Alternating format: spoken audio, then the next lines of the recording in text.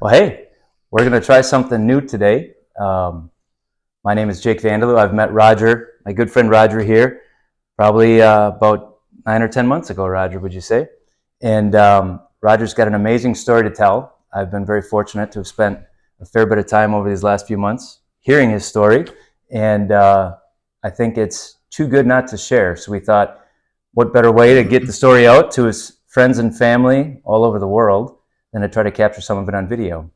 So our goal, as Roger and I were talking, is we're gonna try to create these little mini video segments, and over the next however long Roger's willing to keep sharing, we're going to talk about his life and legacy. And he's been on this planet. He's in his 100th year with us now, and he's done an awful lot, all the way back being born in 1926 in Cedarburg to now. Cedar Grove. Cedar Grove, my bad. Cedar Grove. But we'll break it into bite-sized pieces. And we thought it might make sense by going decade by decade. So we'll kick off, I guess, talking 0 to 10, or 26 to 36, if you will, and we'll see how long that takes. And we'll adjust as needed. But hopefully this goes well. If not, we'll pivot and try something different. But Roger, really appreciate making the time to do that. Okay. You want to kick off? Well, thanks a lot, Jake. I got to know Jake about, last March. My wife died March 2nd, and he came to the funeral and saw some pictures of Linda, my wife, and me overseas, and he asked somebody what that was all about, and they told him it was involving my overseas work, and he said he wanted to find out more about my life. So I had lunch with him, and then another lunch, and then another lunch.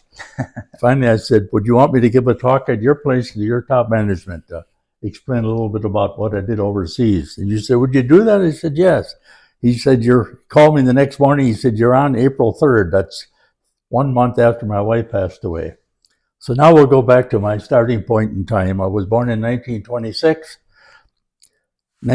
December 14th, 1926, in the middle of the winter. I followed two sisters who were born previous to that. My older sister Edith was 5 years older than I was. My sister Hazel was 3 years older than I was, and I was on the tail end of that first group of kids. My brother and another sister were born 10 years later, so we actually had two families. And we had some real nice, loving families. We didn't have any money. I was born in the Depression, and we found out what it was to make the dollar stretch. I remember my dad coming home from work and telling my mother he had taken a 25% cut in pay. And she said, have you still got a job? And he said, yes. She said, we'll make it go. So she made it go. How, I don't know, but we had lots of bologna and rice. We had a big garden. She canned a lot of produce. We dug potatoes. We had a potato bin in our basement. We filled that up with potatoes.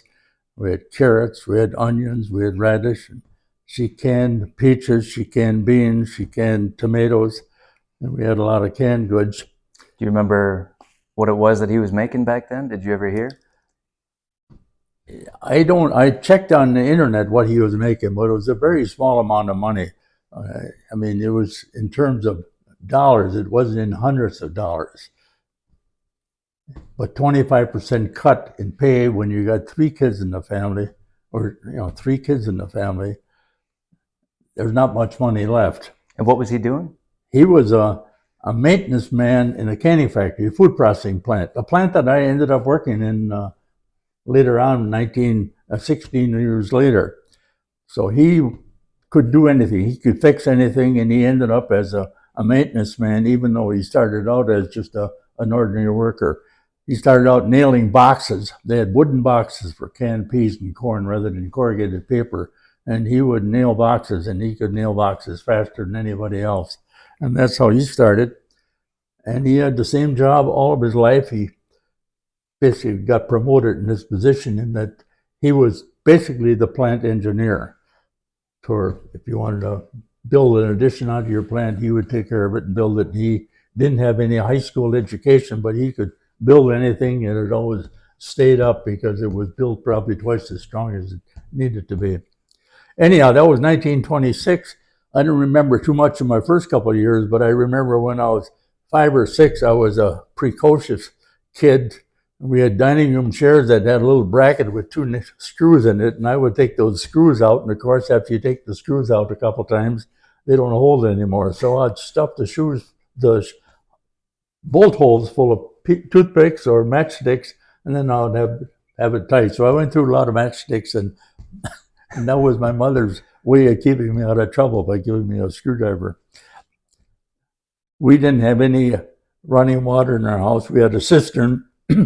We didn't have any hot water during the summertime because our hot water came from a coil in the furnace. So when we had hot water in the summer, we would heat up a couple pans full of water, and I, being the youngest, I was third on the list. By the time I got in the water, it wasn't very warm. In the winter, we had a coil in the furnace, and that, of course, gave us hot water. Now, if you talk about the decades, in 1936, they put sewer and waterworks in the village of Cedar Grove. And I was 9 or 10 years old at the time, and I dug the whole ditch from the house to the street where we connected onto the main line. And my dad and I broke out the concrete, put all the soil pipe in. He did all of this. He wasn't a certified plumber, but it all worked and it never leaked. I tunneled underneath the sidewalk. My dad made a tunneling spade by welding a trowel onto the end of a piece of half-inch gas pipe, and that's how I tunneled underneath. And we hooked up our water, did all the plumbing. Now we had running water. Heretofore, we had a pump in the backyard. So all of the water that you drank, and if the cistern was empty, all the water you wanted to use had to come from the pump. Just a good old hand pump. And in the winter, kind of cold. And outside of the pump was an outdoor toilet that was a two-holer. I never could figure out why they had two-hole toilets. And the toilet tissue, because we didn't have any money, was Sears Roebuck catalog. By the time spring rolled around, you were down to the linoleum pages. So I remember that very well. We didn't have a light in the toilet, so you didn't stay very long. You came back into the house. See, that was in 1936. And in 1936, I remember one thing in 36, Lake Michigan froze over all the way from Cedar Grove to the other side of Lake Michigan. I think that can be verified too. So 1936, what else happened in 1936?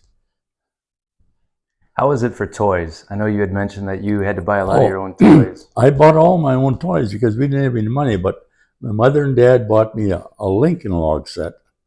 It was a 3-layer Lincoln log set, and you could build a lot of things with the Lincoln logs. And they bought me an erector set and a melted lead toy soldier set. So those are the 3 toys that they bought me, but I bought everything else myself. I bought talk about it a little later on, my first bicycle, my BB gun, everything. I could have anything I wanted, but I had to buy it. I bought a jigsaw from Sears Roebuck for $18 one year, and I used that to make knickknacks that I sold to get money that I could buy my BB gun or whatever I wanted to have fun with. So these years were I filled with a lot of love.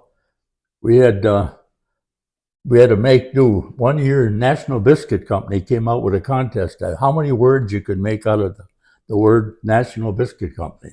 They had to have 3 letters in them.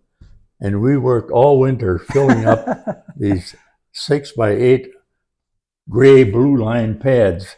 And we had all kinds of words, and it helped us for English too. We never did win anything, but we kept a lot of time occupied during doing. I'll never forget that.